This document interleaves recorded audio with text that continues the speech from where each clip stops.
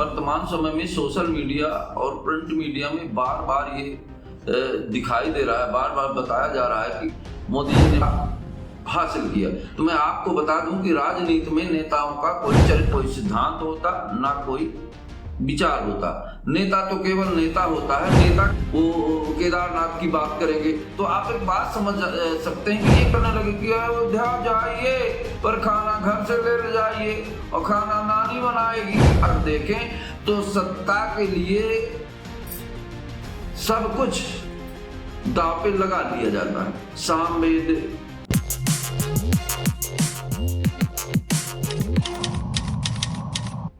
दोस्तों नमस्कार, मैं उमेश गौतम, मध्य प्रदेश समाचार से।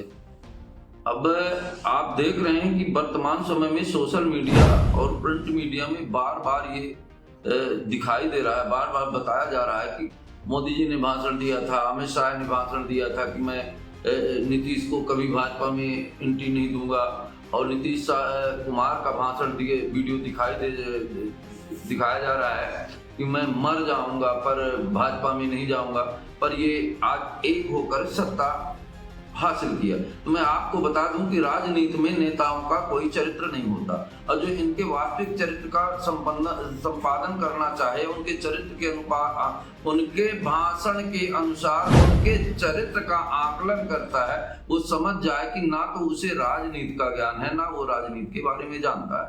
राजनीति के बारे में सत्ता का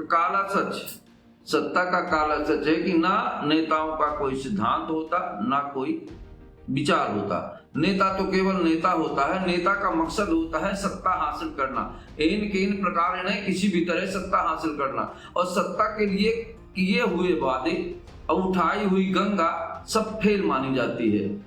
तो ये सत्ता के जो नेता बैठे हैं ऊपर, उन पे जो आप सैद्धांतिक बात करते हो कि वो राम के भक्त हैं, वो केदारनाथ की बात करेंगे, तो आप एक बात समझ सकते हैं कि ये केवल भक्त सत्ता के हैं। ये सत्ता में कुर्सी के भक्त हैं, कुर्सी के अलावा इन्हें किसी की भक्ति नहीं।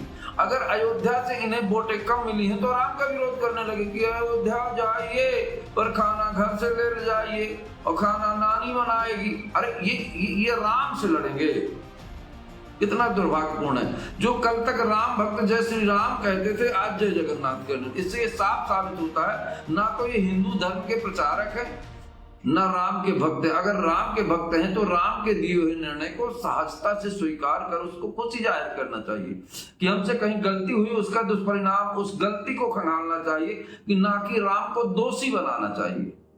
खैर ये तो अलग बातें हैं, पर एक बात समझ लीजिए कि जो बार बार वीडियो में ये बताया जाता है कि नीतीश कुमार ने ये कहा, अमित शाह ने ये कहा, तो मैं आपको बता दूं नेताओं का कोई चरित्र नहीं होता।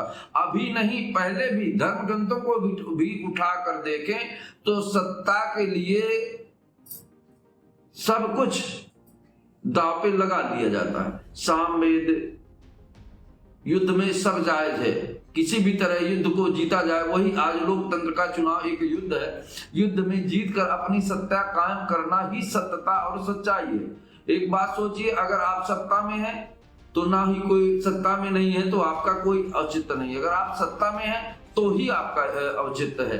तो सत्ता में बने रहने के लिए सारे सिद्धांत और कानूनों को ताक पे रख दिया जाता है, उसमें केवल सत्ता ही प्रमुख होती है। तो हम जो ये कटाक्ष करते हैं कि फलानी पार्टी की ये विचारधारा है, एनडीए की ये विचारधारा है, टीडीपी की ये सारी विचारधाराएं, किसी की कोई विचारधारा नहीं।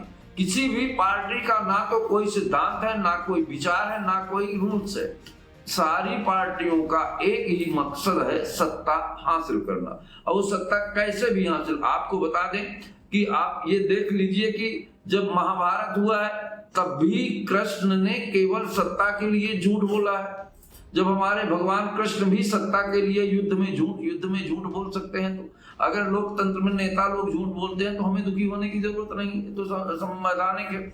वहीं राम ने जब रावण युद्ध किया तब भी उसको भाई को मिला के उसके और रावण का वध किया। ये राजनीति में विजय ही प्रमुख होती है। इसलिए ये मानना कि हमारी पार्टी का ये सैद्धांतिक एजेंडा है, फलानी पार्टी का ये सैद्धांतिक एजेंडा है, ये एक गलत बात है। अपनी कमियों को पार्टी को ढूंढना चाहिए कि हम किस कमियों से आ रहे। किसी देवता पर, किसी ईश्वर पर लांछन लगाना निश्चित ही दुर्भाग्यपूर्ण है, और सत्ता तो निश्चित स्वार्थ पे ही आधारित है। सत्ता का कोई धर्म नहीं होता, सत्ता का एक ही धर्म होता है, राजनीति का एक ही धर्म होता है, सत्ता हासिल करना। उसके लिए राजनेता पूरी ताकत के साथ हासिल करते हैं। हम आपको बता दें कि कुछ लोग कहते हैं कि अगर राष्ट्र हित की बात करना है तो सत्ता जरूरी है। सत्ता हर चीज के लिए जरूरी है। अगर विकास करना है तो सत्ता जरूरी है, वो चाहे जैसे मिले। इसलिए सबसे पहले में सत्ता आने के बाद ही अपने सिद्धांतों का अनावरण होता है। तो सबसे पहले जरूरी है सत्ता। तो सत्ता के लिए कोई भी सिद्धांत नहीं हो, सत्ता जिसमें मिल जाए वही सिद्धांत है। सत्ता में आने के बाद ही अपने सिद्धांतों को उजागर करते। हाँ, यह जरूर है कि लोग अपनी राय देते हैं जब कुर्सी पर होते हैं तब, और जब कुर्सी पर नहीं होते तब अलग बात का पता चलता है। यह जरूर है कि कुर्सी के लिए सभी तरह के हथकंडे राजनेता लोग अपनाते हैं। नेता लोग विशेष तौर पर ये बात जानते हैं कि हमारे देश की जनता किस संवेदनशीलता तक आ जाती है। वहीं कभी उसे आतंकवाद का भय दिखाया जाता है, कभी हिंदू मुस्लिम का भय दिखाया जाता है, जबकि 800 वर्षों ने मुगलों ने शासन किया है। तो ये सत्ता हासिल के लिए भय का एक प्रदर्शन है। अब आप सोचिए कि हिंदुस्तान में मंगलसूत्र के लिए बड़े बड़े युद्ध हुए हैं। मंगलसूत्र के लिए यहाँ आप आदमी अपनी जान दे देता है। तो अब राजनेता सारी संवेदनाएं जब लोग समझने लगे तो यहाँ तक कह देते हैं कि आपका मंगलसूत्र सीना जाएगा।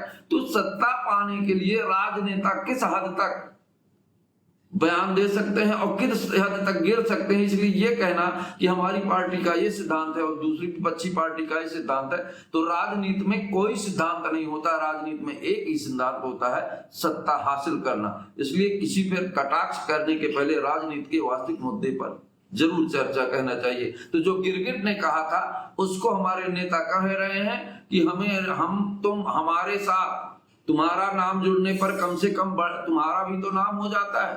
लोग जो कभी नाम नहीं लेते थे, तो अगर हम रंग बदलते हैं तो लोग कहते हैं कि नेता भी गिरगिट की तरह रंग बदलते हैं और तुम्हारा नाम हो जाता है। इसी तरह राम के साथ नाम जुड़ जाने पर जैसे सेवरी का नाम हो गया, वैसे हमारे साथ नाम जुड़ जाने पर गिरगिट भाई तुम्हारा भी नाम हो गया। दोस्तों नमस्कार, मैं उमेश गौतम, समग्र प्रदेश समाचार।